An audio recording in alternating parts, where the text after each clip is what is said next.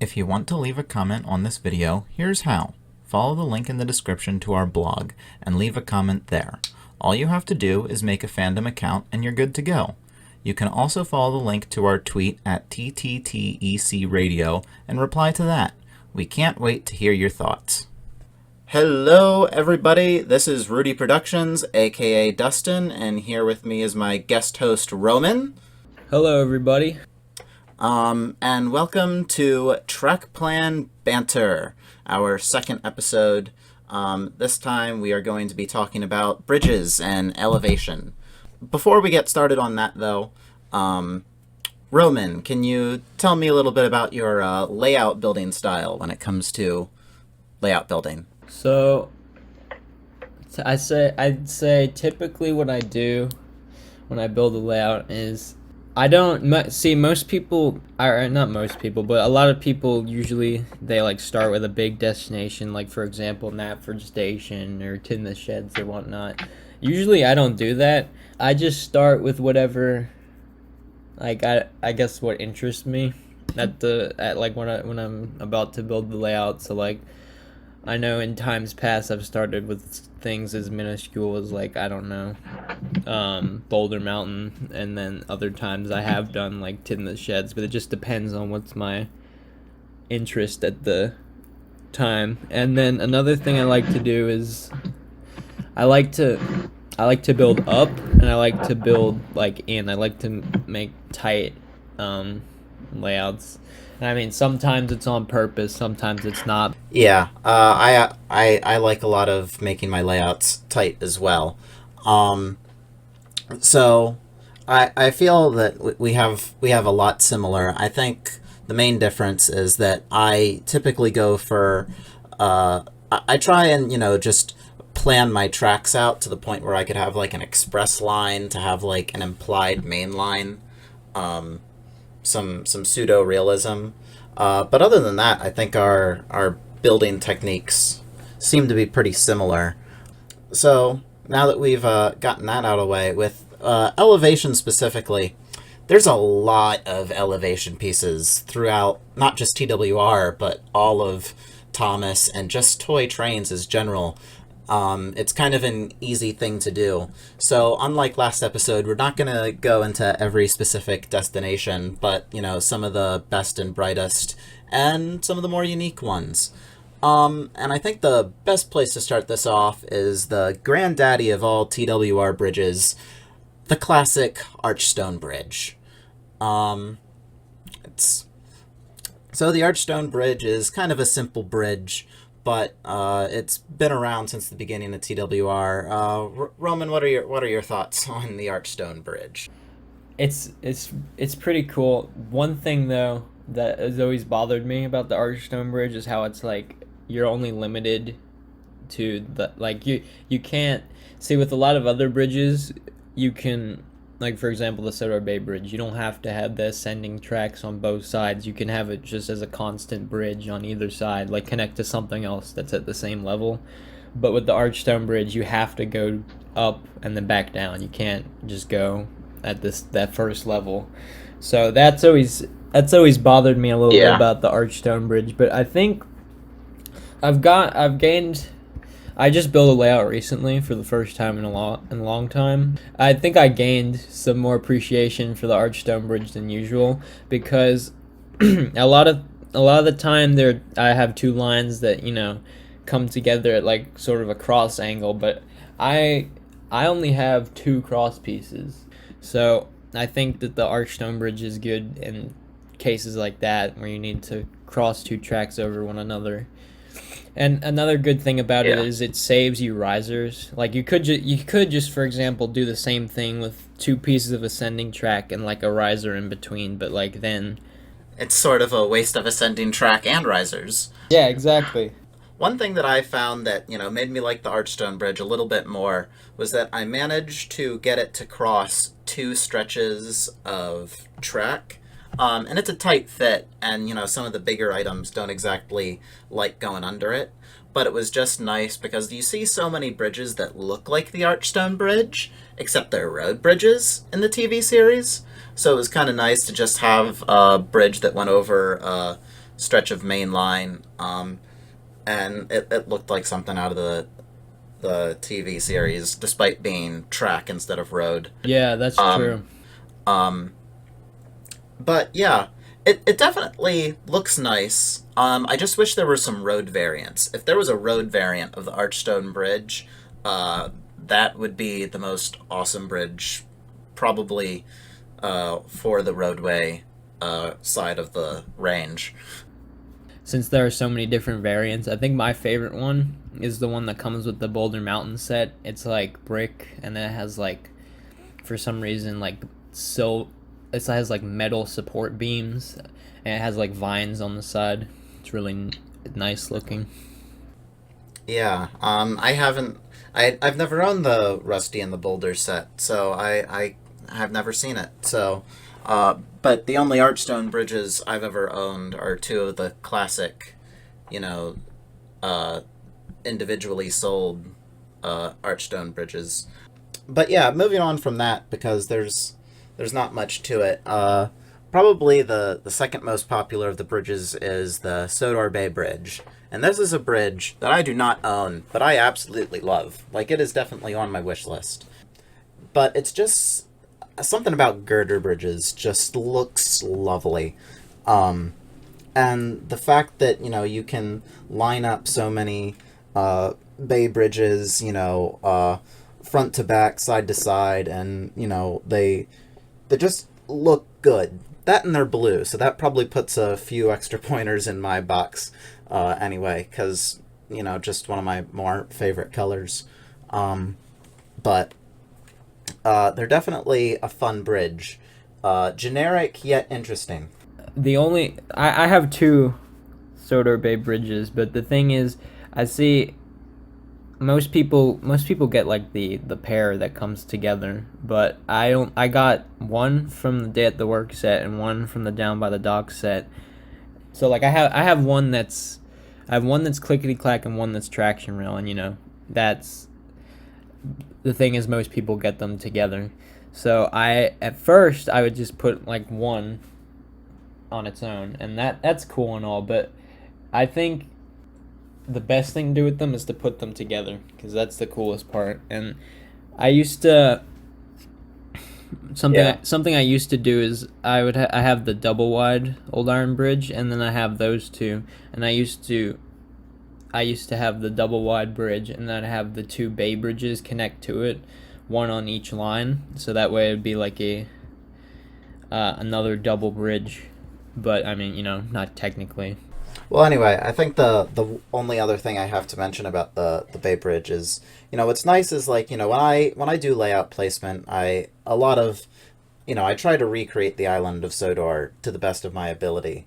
So the one thing I like to bring up a lot is like placement, in regards to locations. So like the Sodor Bay Bridge, it's being that it's called the Sodor Bay Bridge, I almost always put it at places that are close to the shore, Tidmouth, Knapford, Brendam.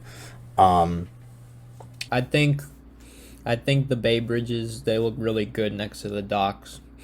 I don't think I've ever done this myself, but I think it would be cool if whenever I make my next layout, if I have the docks in the foreground and then in the background there's the Bay Bridge span, and like the Bulstrode for example has to go under it to get to the docks. I think that would be cool.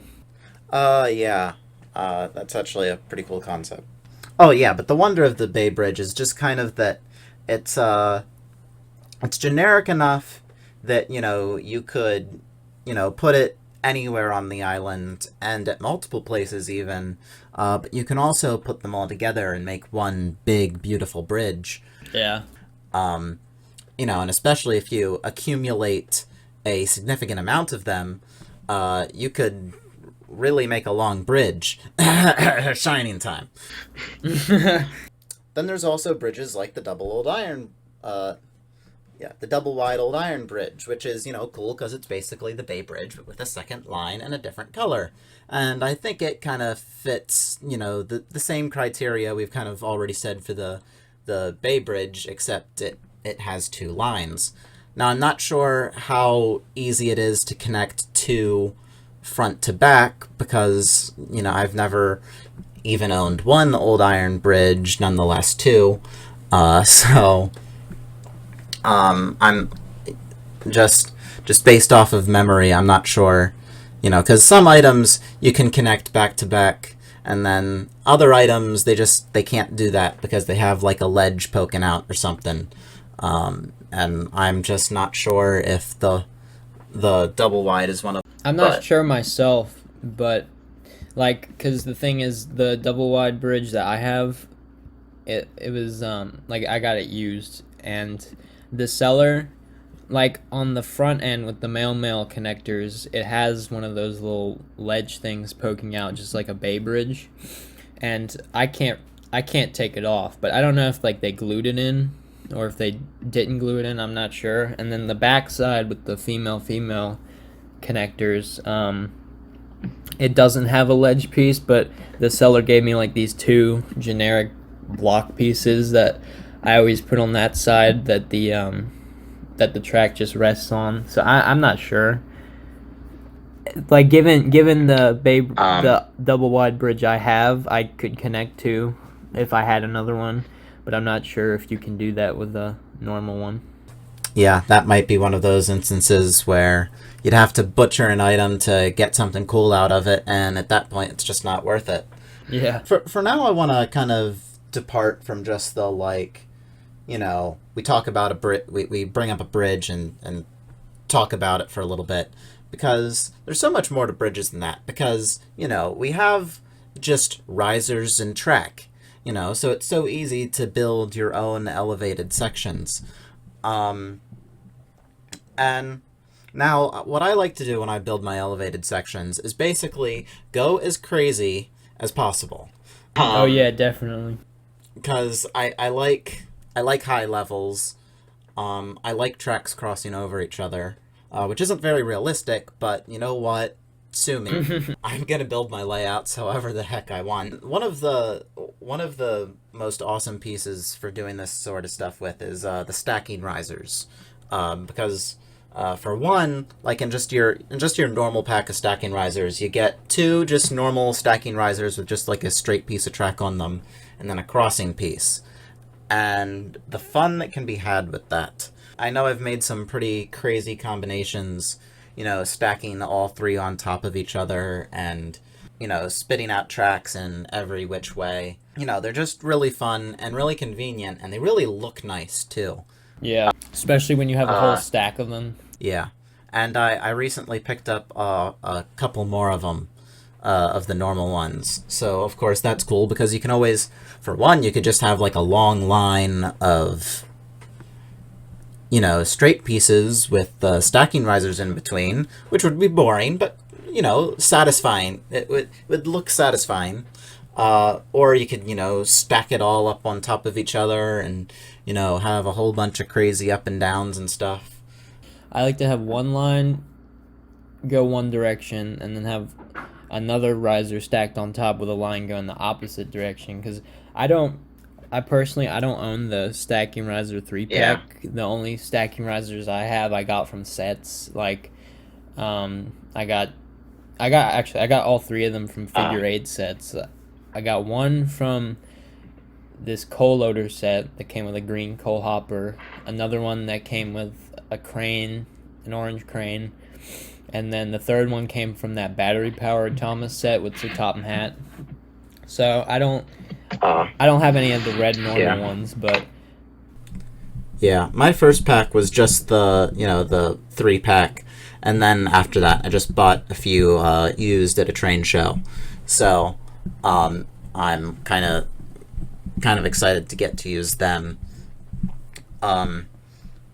So they're definitely cool pieces. And then there's stuff like the Gradual Risers, which I think are so cool because before I knew they existed, I never knew it was possible to just gradually have your tracks like come down very a gradual slope.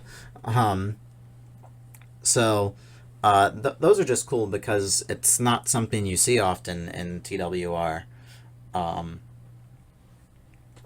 And of course, I know I've seen them a lot used in conjunction with the. I've seen both of these items used in conjunction with the ballast transfer, where I've seen people, use the stacking risers as the ballast transfer itself from Arlesborough, and then use the stacking, use the gradual risers to bring the track down to the ground, which I think definitely looks cool. That's a cool look. I've never actually used them in the gradual sense before. The only time I have used them is I just used them as a substitute for a normal riser because I didn't have any more. But I think I gotta try this someday. I think it would be cool if you just made like a really gradual hill, even like you could call it Gordon's Hill, for example, but you just make a big gradual hill with a bunch of those, and it's like really long. I think it would look cool. Yeah.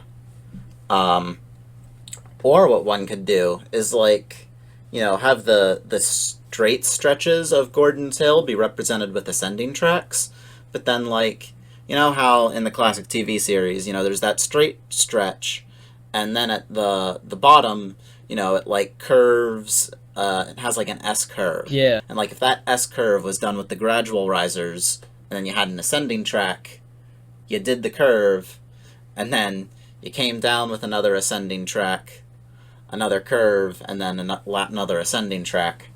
And that would be a pretty accurate representation of Gordon's Hill. That's a good idea.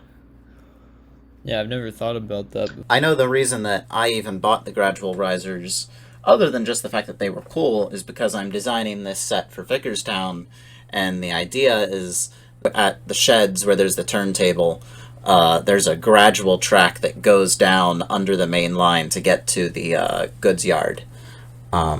So that's why I got them, was to represent that slope from the upper level to the lower level of Vicarstown. That was a good idea.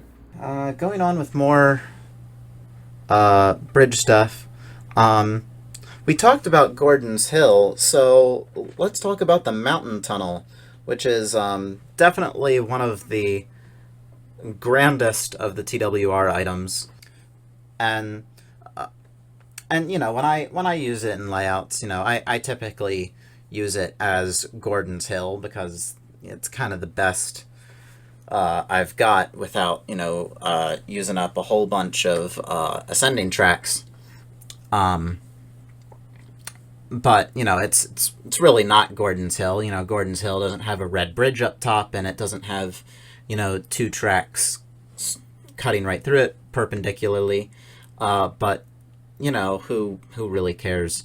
It's again, it's a train. It's a layout. I can do what I want. But that's definitely an interesting destination. I've always wondered what it would be like to have two of them and line them up side by side, because just due to how they're constructed, they'd be so far apart. But I think it would still be pretty cool. That would be really cool. I'm surprised we didn't do that at Shining Time this year. That would have been a good idea. Along with other, bridges that aren't technically bridges, but they're really bridges. Henry's Tunnel. That's probably more of a bridge than it is tunnel. Coolness factor, I actually put it above the mountain tunnel. I actually have two Henry's Tunnels. That's awesome. So it's definitely cool to be able to link up two together and have not only an accurate tunnel, but also a cool 3-wide bridge up top. And then, hey, if you have the double wide and a bay bridge, you can, put them side by side and hook it up to the Henry's Tunnel, and then you just have a long 3-track bridge. You can have all those tracks shoot down into your Knapford or Vicarstown. Yeah, destinations with those many tracks, they're really fun. I like having destinations with a whole bunch of connector points. It's like, okay, how am I going to figure this out? Yeah. Challenges the brain. Usually, or not usually, I guess the only time I've used them together the mountain tunnel and Henry's tunnel, I like to connect them two together, like have one of the tracks from Henry's tunnel connect to the mountain tunnel. Like, thing that irks me about some layouts, and hopefully none of y'all take offense to this because it's just my opinion and whatnot, but people take two tracks from Henry's tunnel or like two tracks from the mountain tunnel and have them just connect together by a switch. And don't get me wrong, obviously that's a good idea to like connect everything together, but it's a little lame, if I'm gonna be honest, because I like it when all the tracks from those two destinations go to different places. Typically, sometimes I do that, but only when it services the layout as a whole, or when, I've gotten to that point where I'm like, ooh, I have this one track left and I don't know where to take it. Oh, this is my only option. Because sometimes the tracks just work out that way. Yeah, that's true. But whenever I can make tracks go in vastly different directions, I make them go in vastly different directions. Like, I don't like using the V-switch right next to Knapford Station, because that's just a waste of two perfectly good tracks. Exactly. That being said, sometimes I will do it for, 3 and 4, but, like, I always at least have one bay of Knapford that, like, both tracks are completely independent of each other. So the station will at least go in 3 different directions. That's the way to do it. So yeah, and other interesting bridges. The lift bridge, which I was just about to call the Tidmouth lift bridge because Enterprising Engines series, and that's a cool item, but defeats its own purpose because you don't actually need to lift up the bridge for engines to go through it. But I've always found that strange. Then there's, the sling bridge and the drawbridge, which are, basically the same, except they actually don't defeat their own purpose. But, they're just more track over, track under, bridgey go uppy. The Clocktower. Oh. That's kind of an underrated bridge. I love the Clocktower. I've always thought that was cool. Due to, destinations like the Clocktower being one of those places that's like, there's no defined place where it goes. You can kind of put it wherever you want. My favorite things about locations like that is because if you're trying to build like a small railway or a cul-de-fell railway, is that if you have destinations that don't have any defined location on the map, you can always just like, okay, I'm plopping them on these 2 railways that have little to no destinations associated with them. So the Clocktower is always fun to associate with the Arlesdale Railway. That's very smart. The mine tunnel. That's technically a bridge. It's technically an ascending track as too. So that's kind of cool. I used to love the Quarry Mine Tunnel as a kid, but as I've gotten older and kind of developed my pseudo-realistic layout building style, I kind of come into the questions like, realistically, the express wouldn't pass through this quarry mine shaft. That always builds into my issues of like, okay, where do I put this thing that I have like a cool looking quarry and it's not just on a siding, because that's kind of dumb, but it's not in the way of Gordon's Express or anything. And then some people might say like, oh, it's only one way, you can only go down the Quarry Mine Tunnel. Those people are wrong. They're just not trying hard enough. Yes, engines get caught on it going up. Yeah, I was gonna say it's a pain to pull a long train through it, but yeah, you're right. You're just not trying hard enough. It's a very simple issue. Here, I'm going to give you the how to send a train up the Quarry Mine Tunnel. You push your train through, and you reach in the top and just hold up the door. Hold up the door with your hand. You might not like it, but it works. The Mountain Overpass. It's not a rail bridge, but it is a road bridge, so it applies. It is my only road destination, actually. But yeah, I typically put it with the quarry because if I didn't, my only quarry destination would be the mine tunnel, and that's not a very... interesting quarry. Yeah, it's not very interesting. It's just a mine tunnel. One bridge piece that always comes to mind for me that I always really like using is the it's called the 4-in-1 mountain crossing, and it's like basically it's 4 pieces of ascending track. Oh, yeah. With like the mountain pieces on the sides, and then in the middle you get that cross piece. And I always really loved Yeah. using it. I'd forgotten about that. I'd seen pictures of it, but I'd forgotten about it. Yeah, that's definitely cool. Whenever there's elevated crossings, that's just like, ooh, that's right. They can do that. Yeah, it's really. I mean, it makes layouts a lot more interesting, and I gotta say, those ascending track pieces are really helpful because they save you risers. Because the female ones, there's a cut-in hole where you can put track and it saves you a riser. And then for the male pieces, there's a box that you can slide out that you can use as to elevate the track that comes off of it. So like you don't have to use it all connected together. Obviously, it looks cool like that, but usually what I do is Yeah. I use two pieces of the ascending track with the cross piece, and then the other two sides of the cross piece I just make into bridges that branch off somewhere else, and then the other two ascending track pieces I use somewhere else that looks kind of neat. But it's really cool. I mean, you don't even have to Yeah. use any of the ascending track pieces with the cross piece, but basically the gist of it is it's a really cool destination and it's pretty useful. Yeah, that's definitely a cool bridge. At least from as far as I've seen, it's kind of a uncommon one for people. Like I don't see many people that own it. Obviously, Thomas Yeah. Wooden Railway doesn't own it. I think if he used it though, people would start appreciating it more. Yeah. Oh, and the spiral pieces, like the Spiral pieces. How could we forget those? The Rheneas and the roller coaster set. That's cool. I love using that.